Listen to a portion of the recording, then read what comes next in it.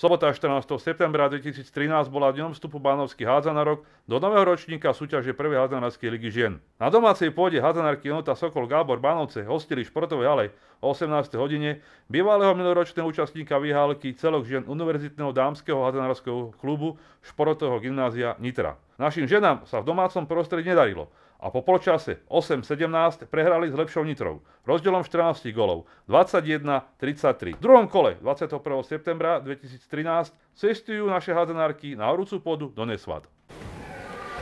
Pán tréner, vstup do novej sezóny nevyšiel. Kde vidíme hlavne nejaké také príčiny neúspechu?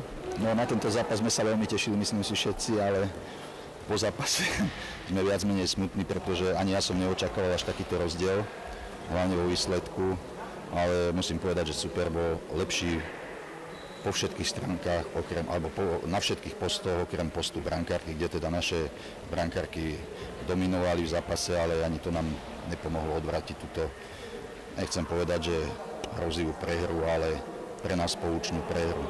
Super bol lepší, obrane, hral agresívne, pristupoval k našim spojkám, nedovolil nám strieľať z diaľky a my zase toto, čo sme takto hádzanú sme chceli aj my hrať, lebo sme vedeli, že majú strelkyňu formy Šimákovej, ale nedokázali sme ju ubrániť a pokiaľ bola na ihrisku, myslím, že 7 gólmi vlastne ho naťahala to družstvo strelecky z tých väčších vzdialeností a to bol tiež jeden z faktorov, ktoré rozhodli o výsledku tohto zápasu. V prvom momente zápasu si pochopil, že dneska to bude bohužiaľ tak, ako to dopadlo? 2-0 sme vedli, začiatok sme mali pekný, potom jak dali na takých 5-2, 6-2, už som vedel, že bude zle, lebo ja tie baby poznám, oni vedia hrať, pekne hrajú v takých amplitúdach, že 5 minút fantasticky, potom 5 minút hrajú jak mladšie žiačky, ale to je ešte tým, že je tam kopa mladých dievčenec a potrebujú ešte herne dozrieť, ale hlavne potrebujú trénovať. Na budúce, kde odchádzame? Ideme do Nesvat.